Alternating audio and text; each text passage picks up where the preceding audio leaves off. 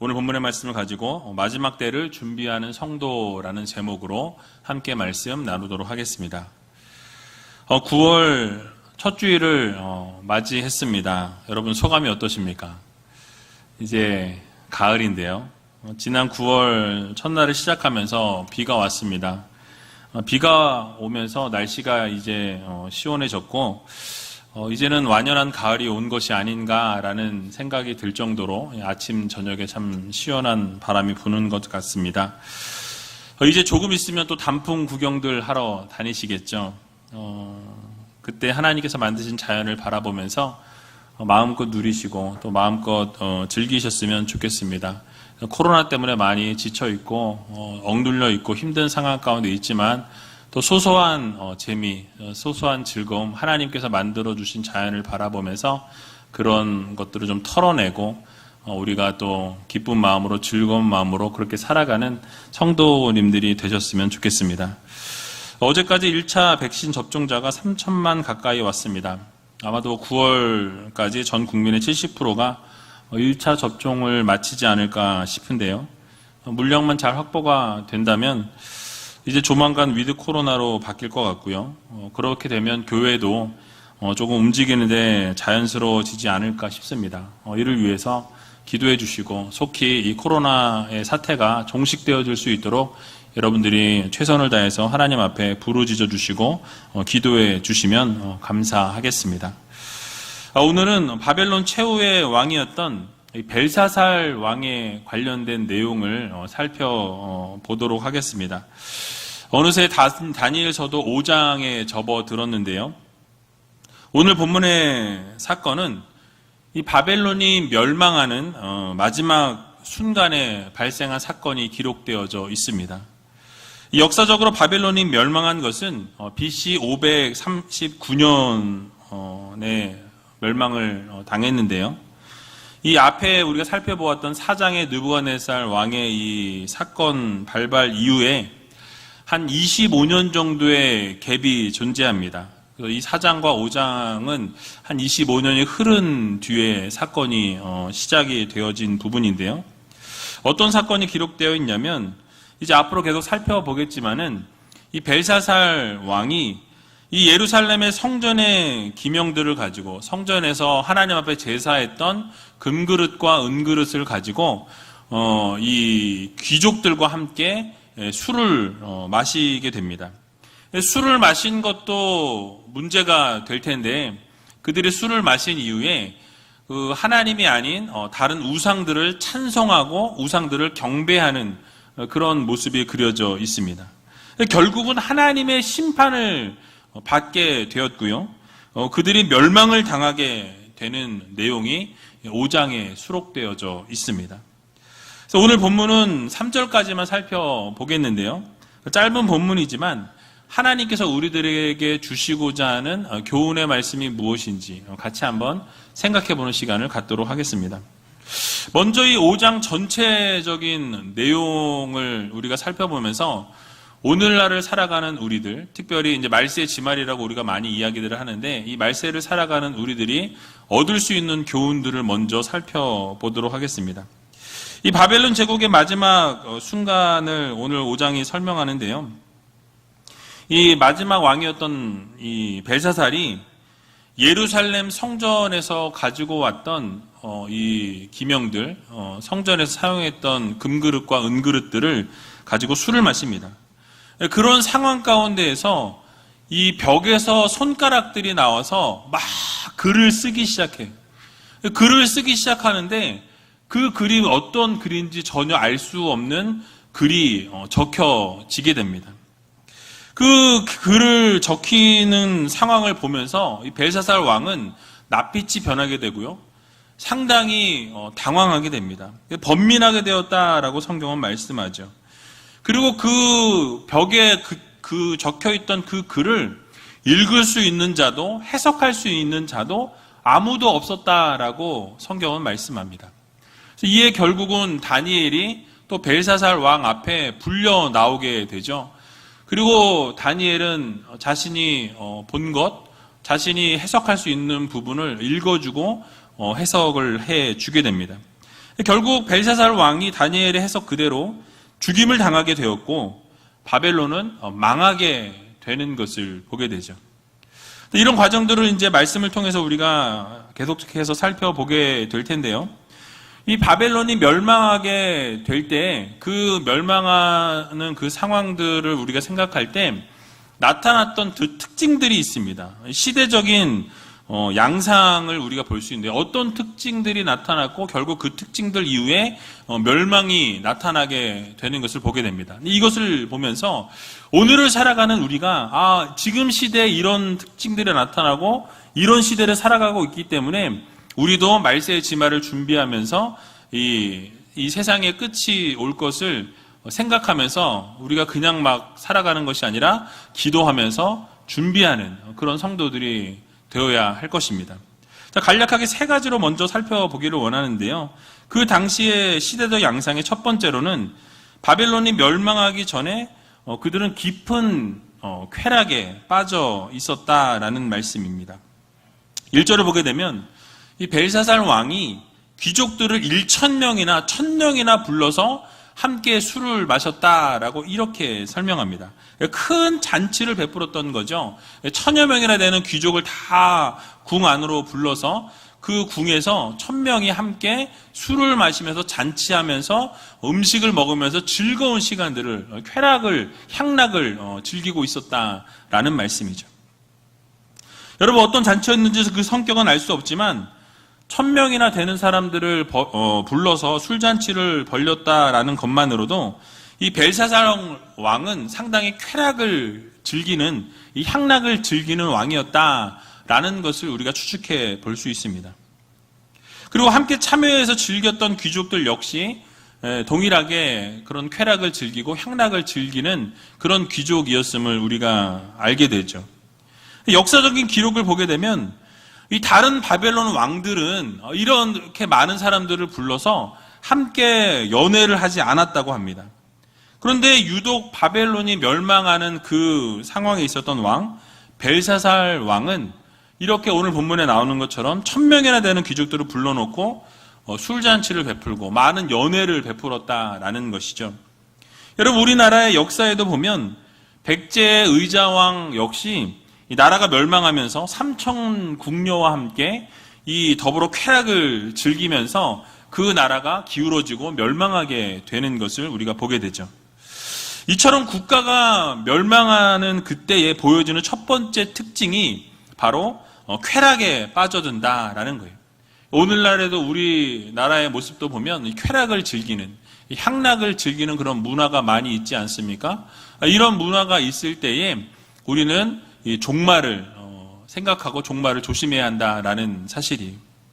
두 번째로는 바벨론이 멸망하기 직전에 하나님을 적극적으로 대적하는 것을 우리가 보게 됩니다. 2절과 3절의 내용을 보면 벨사살 왕이 술을 마실 때 무엇으로 마셨다고 말씀드렸습니까? 이 느부갓네살이 예루살렘으로부터 탈취해 왔던 이 성전에서 제사 때 하나님께 제사를 올려드리던 그 제사를 드릴 때 쓰던 물건들, 그 기명들, 그 은그릇과 금그릇들을 가지고 거기에 술을 담아서 술을 즐겼다라고 이렇게 이야기합니다. 여러분, 이것은 바벨론의 어떤 왕도 행하지 않았던 일로서 하나님을 적극적으로 모독하고 하나님을 대적하는 그런 행위였다라는 것이죠.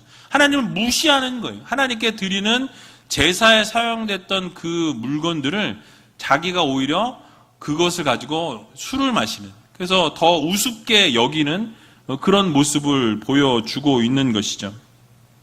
게다가 벨사살 왕은 그렇게 술을 마신 이후에 술을 마신 것도 하나님을 모독한 행위일 텐데 그 술잔이 아닌 성전에서 쓰던 그 기명에다가 술을 마시고 난 이후에 많은 우상들을 찬양하고 경배하였다라고 성경은 설명합니다.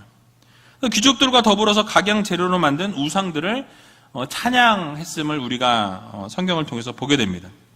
이 역시도 하나님을 대적하고 하나님을 우습게 여기는 그런 행위였다라는 말씀이에요. 여러분, 이런 사실을 보여주는 것은 이 세상 마지막 때에 이 바벨론 왕이 상징하는 적 그리스도가 나타나게 된다라는 것을 우리들에게 보여줍니다. 적 그리스도가 나타나서 뭐 하겠습니까? 하나님을 대적하고 자신이 바로 예수 그리스도라고, 예수님이라고 이야기하는 그런 세대가 온다라는 것이죠. 하나님을 모독하고 하나님을 대적하게 된다라는 사실이, 오늘날에도 많은 예수가 있지 않습니까? 자신이 예수라고 이야기하고 자신이 성령이라고 이야기하는 그런 이단들이 많이 존재하는 것을 보게 되죠. 이런 상황들을 우리가 볼 때 종말이 다가왔구나, 종말이 그리 멀지 않구나라는 것을 우리가 생각해 볼 필요가 있는 것입니다. 마지막 때가 되면 하나님을 대적하는 세대들이 일어나게 되고 하나님을 적극적으로 이렇게 모독하는 흐름이 보여지게 됩니다. 그것이 말세가 가까이 왔다라는 것을 우리가 이렇게 느끼게 되고 깨닫게 되는 것이죠. 또 세 번째로는 이 바벨론이 멸망하기 직전에 안일함에 빠져 있었다라는 거예요. 긴장하고 살아가야 되는 상황에서도 긴장하지 아니하고 안일함 가운데 있었던 것을 보게 됩니다. 이것은 쾌락을 사랑하는 것과 밀접한 관련이 있는데요. 그 당시의 역사적인 이 상황을 보게 되면 이 바벨론이 그렇게 평안한 시대가 아니었다라는 것이죠.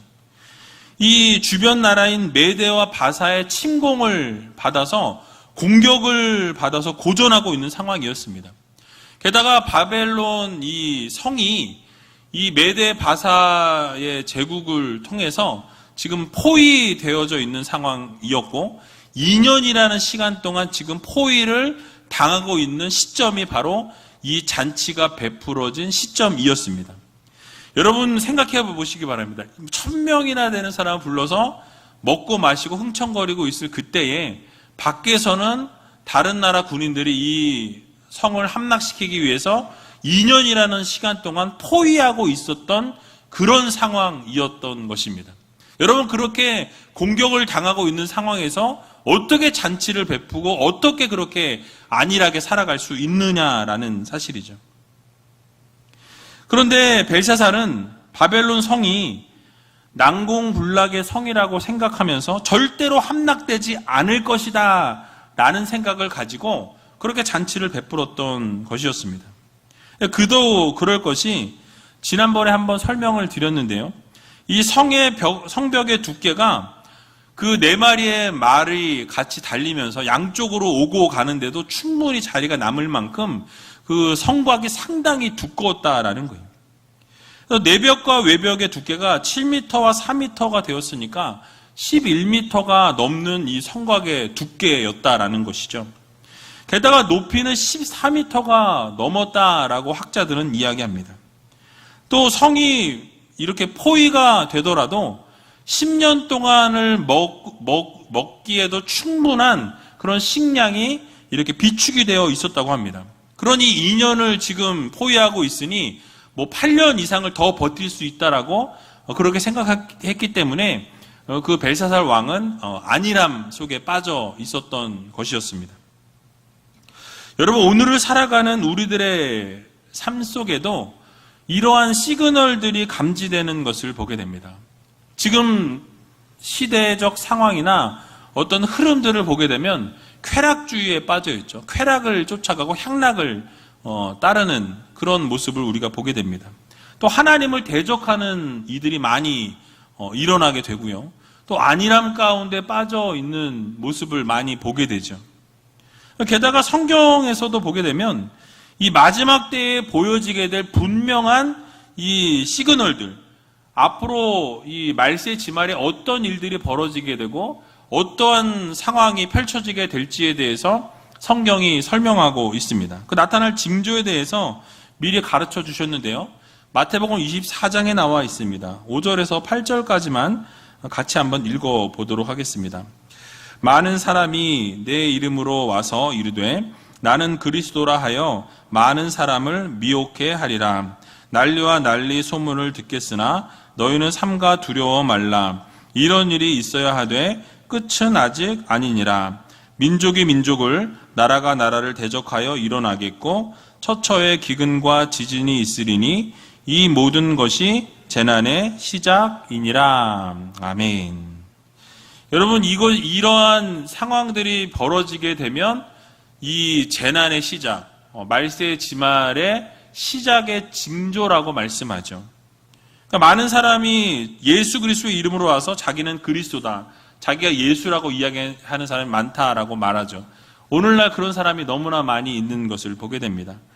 또 난리와 난리, 소문들이 많이 일어나게 되고 전쟁과 기근이 일어나고 있습니다. 현재 그런 일들이 많이 있는 것을 보게 되죠. 지진도 일어나고 있습니다. 이러한 모든 상황이 일어날 뿐만 아니라 그 8절 이후의 내용들을 쭉 보게 되면 서로가 서로를 죽이고 거짓 선지자들이 일어나고 사랑이 사라지고 이런 여러 가지 현상들에 대해서 언급을 하고 있는데, 오늘을 살아가고 있는 현 시점과 상당히 유사한 모습을 우리가 보게 된다라는 사실이. 그런데 그 결말의 말씀을 보면 어쨌든 끝까지 견디는 자는 구원을 얻으리라라고 분명하게 말씀하고 있어요. 그러니까 이런 재난과 이런 말세의 지말 가운데서 좌로나 우로나 우리가 치우치지 아니하고 끝까지 하나님 말씀을 붙들고 견뎌 나아가면 하나님께서 우리를 구원하신다라는 이 말씀을 여러분들 모두 믿으시기 바랍니다. 즉 성도들은 이 시대를 정확하게 분별하고 또 세상의 종말이 점점 가까워져 오고 있다는 사실을 우리가 기억하면서 쾌락을 쫓는 삶을 살아가는 것이 아니라 쾌락을 쫓는 삶을 내려놓고 하나님을 거역하는 삶에서 벗어나서 또 안일함에서 벗어나서 우리가 이 종말의 때를 준비하고 또 예비할 줄 아는 그런 믿음의 성도님들이 다 되시길 주님의 이름으로 간절히 축원합니다. 자, 이제 본문 말씀을 살펴보길 원하는데요. 1절 말씀을 보게 되니까 이렇게 말씀하고 있습니다. 같이 한번 1절 읽어보도록 하겠습니다. 벨사살 왕이 그 귀인 1,000명을 위하여 큰 잔치를 배설하고 그 1,000명 앞에서 술을 마시니라. 아멘. 자, 앞에서도 말씀을 드렸지만 이 벨사살 왕이 귀족 1,000명을 불러서 잔치를 베풀었습니다. 그리고 그 사람들 앞에서 술을 마셨다라고 이렇게 말씀하죠. 그런데 나중에 살펴보겠지만 그 잔치가 바로 그 벨사살 왕에게 있어서는 마지막 잔치였다, 마지막 연회였다라는 거예요. 뿐만 아니라 바벨론 제국 역시 그날이 바로 마지막 제국으로 존재하는 날이 되어버렸습니다. 왜냐하면 그날 밤에 이 메데 바사군이 바벨론을 침공하게 되었고 성을 함락시키게 됩니다. 그리고 바벨론의 모든 사람들을 죽이면서 벨사상 왕도 죽이게 되고 또 바벨론 제국이 완전히 그때 멸망이 되어졌다라는 사실이에요. 우리는 여기서 그들의 멸망이 언제 찾아왔는지를 주목해 볼 필요가 있어요.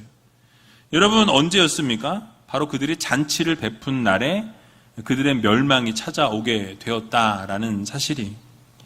아마도 그 자리에 있었던 귀족들 가운데 또 벨사살 왕도 마찬가지였을 것입니다. 그 누구도 그날이 마지막이라고 생각했던 사람은 단 한 사람도 없었을 거다라는 사실이에요.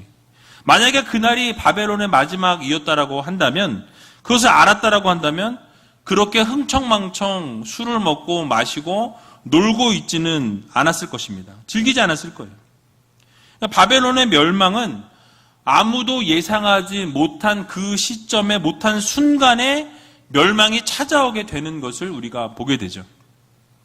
이 기록에 의하면 난공불락의 성이었던 바벨론 성이 함락되었던 이유가 무엇이냐? 이 왕에게 불만을 품고 있었던 이 바벨론 사람들이 성문을 그냥 열어줬다라는 거예요. 그래서 성문을 그냥 열어줌을 통해서 메데 바사의 군인들이 피를 하나도 흘리지 아니하고 이 성에 입성하게 되었고요. 그리고 바벨론 성을 점령하게 되었다라는 사실이에요. 여러분, 바벨론이 멸망을 당하게 된 것을 보면서 우리는 한 가지 교훈을 얻을 수 있습니다. 그러니까 하나님의 최후 심판도 언제 어떻게 어느 시점에서 우리에게 임하게 될지 누구도 알지 못한다라는 것이죠. 오직 아버지만 아신다라고 성경은 분명하게 말씀하고 있습니다. 여러분, 노아의 홍수 사건이나 소돔과 고모라의 그 멸망 사건도 보게 되면 예상치 못했던 상황 가운데서 순간에 벌어지게 되는 것을 우리가 보게 되죠. 이처럼 하나님의 심판은 우리가 알지 못하는 부지불식간에 우리에게 멸망이 찾아오게 된다라는 거죠. 개인적으로 찾아올 수도 있고 전체적으로 멸망이 찾아오게 된다라는 것입니다. 우리가 생각지 않은 데에 도적같이 임하게 될 것이라고 성경은 말씀하고 있습니다. 그러므로 이 벨사살 왕이나 그를 따랐던 귀족들처럼 모여서 잔치하고 즐기고 흥청망청하다가 그날을 대비하지 못하고 허무하게 마지막을 맞이하고 멸망을 당해서는 안 된다라는 사실이에요. 그럼 우리는 어떻게 해야 되겠습니까? 우리는 항상 영적으로 무장하고 영적으로 각성하여서 마지막 때를 준비할 수 있는 믿음의 성도들이 되어야 할 것입니다. 그래서 우리는 날마다 죄를 멀리하고 선을 행하고 예수 그리스도를 맞이할 준비가 되어 있어야 한다는 거예요. 그래서 신랑 대신 예수 그리스도를 맞이하려고 슬기로운 다섯 처녀처럼 그렇게 기름을 준비하고 기다릴 줄 아는 지혜가 필요하다라는 말씀이죠. 그러므로 늘 깨어서 기도하고 심판의 날을 준비하면서 이 말세의 지말에 세상의 흐름을 그대로 따라가며 살아가는 우리가 아니라 우리가 각성하여서 깨어 기도하면서 그 마지막을 준비하고 기다리며 또 하나님께서 분명히 이 심판의 날에 가까운 날에 오신다라는 것을 준비할 수 있는 믿음의 성도님들이 다 되시길 주님의 이름으로 간절히 축원합니다. 자, 이제 마지막으로 벨사살 왕이 이 하나님의 심판을 받아서 죽임을 당하고 또 바벨론 제국이 허망하게 몰락하게 된 이 직접적인 원인을 우리가 살펴보고 말씀을 마칠까 합니다. 바로 그 직접적인 원인은 신성 모독 사건이었어요. 바로 하나님을 모독하는 그 사건으로 인해서 하나님으로부터 심판을 받게 되고 결국은 멸망하게 되는 것을 보게 되죠. 오늘 본문 2절과 3절에 나와 있는데 같이 한번 2절과 3절 읽어보도록 하겠습니다. 벨사살이 술을 마실 때에 명하여 그 부친 느부갓네살이 예루살렘 전에서 취하여 온 금, 은, 기명을 가져오게 하였으니 이는 왕과 귀인들과 왕후들과 빈궁들이 다 그곳으로 마시려 함이었더라. 이에 예루살렘 하나님의 전 성소 중에서 취하여 온 금 기명을 가져오매 왕이 그 귀인들과 왕후들과 빈궁들로 더불어 그것으로 마시고. 아멘. 자, 그들이 술을 마실 때에 그냥 일반적인 술잔으로 마신 것이 아니라 바로 예루살렘 성전에서 탈취해 왔던 금, 은, 이 기명들, 바로 제사에 하나님께 제사를 드릴 때 사용되었던 부분들을 가지고 잘못된 용도로 사용했다라는 사실이. 즉 성전의 그릇들을 가지고 술을 부어 마심을 통해서 성전의 기명을 더럽혔다. 하나님의 이름을 더럽혔다라는 사실이. 여러분, 이 성전의 기명들은 이 바벨론 제국을 창건했던 이 느부갓네살 왕이 예루살렘을 침공한 이후에 약탈해서 바벨론으로 가져왔던 것이었습니다. 그 당시 고대 근동 사람들의 어떤 이 사상을 우리가 생각해 보면 전쟁을 하러 나갈 때 이 전쟁은 신들의 전쟁이었어요. 신들의 전쟁을 하고 인간은 그 신들을 대신해서 대리전으로 나가서 싸운다라고 그렇게 생각을 했던 시대였습니다. 그래서 한 나라가 전쟁에서 승리하면은 그 승리한 나라의 신이 그 다른 나라의 신보다 더 우세하고 강했기 때문에 그 나라를 이길 수 있었다라고 그렇게 생각하던 그런 시대였습니다. 전쟁에서 승리하면 승리했던 나라의 신이 그 상대국 나라의 신에게 승리한 것으로 생각했고, 그래서 그들을 섬기는 데 사용했던 신전에 있던 기명들을 다 기구들을 가지고 와서 자신들의 신 앞에 감사함으로 바치는 그런 의식을 행했다라는 사실이. 그래서 전리품으로 취하여서 자기 나라의 신전의 바침을 통해서 승리에 대한 감사를 표시했다라는 말씀이죠. 그래서 이런 이유로 느부갓네살도 동일하게 예루살렘을 침공해서 승리하여서 그 예루살렘 성전에 있던 기명들을 가지고 자신들이 섬기는 벨이라는 이 우상에게 모든 것을 다 바쳤던 것입니다. 그래서 벨이 있었던 그 신전에 이 바로 기명들이 다 있었다라는 사실이. 그리고 그 당시에 다신교적인 사상을 가지고 있었기 때문에 비록 자기가 섬겼던 신보다는 약해서 졌지만 그래도 그 신을 존중했기 때문에 그 하나님의 성전의 기명을 더럽히지 않았다는 거예요.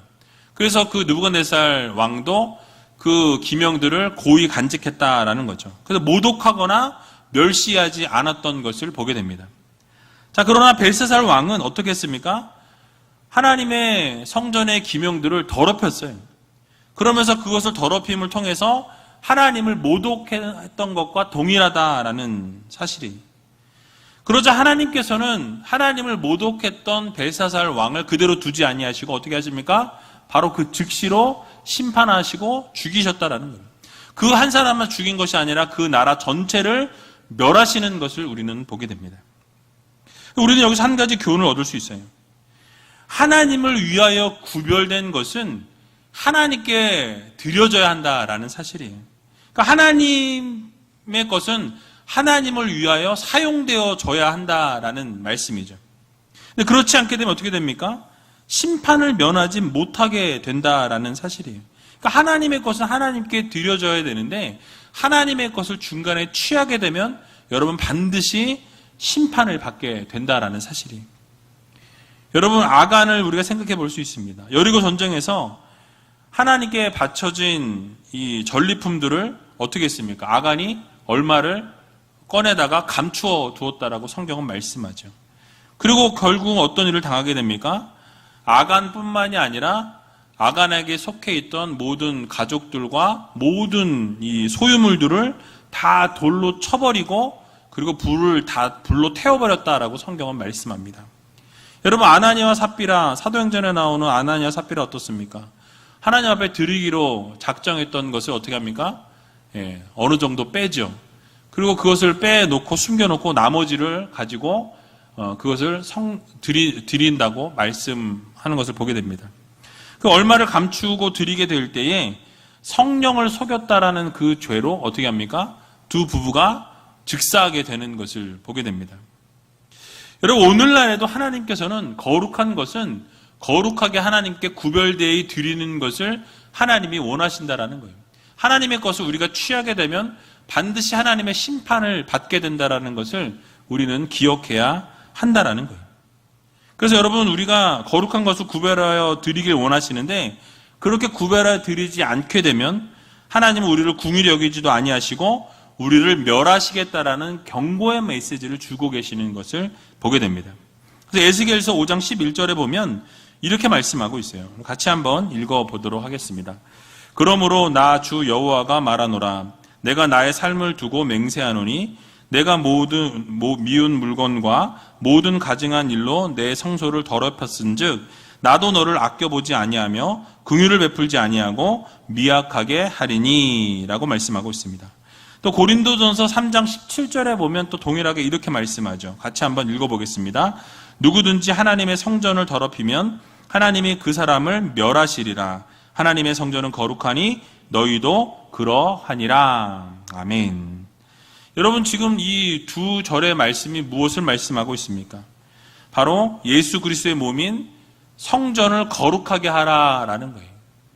그래서 그 성전을 멸시하지 말라는 거죠. 멸시하게 되면 하나님도 멸하시겠다라고 분명하게 말씀하고 있습니다.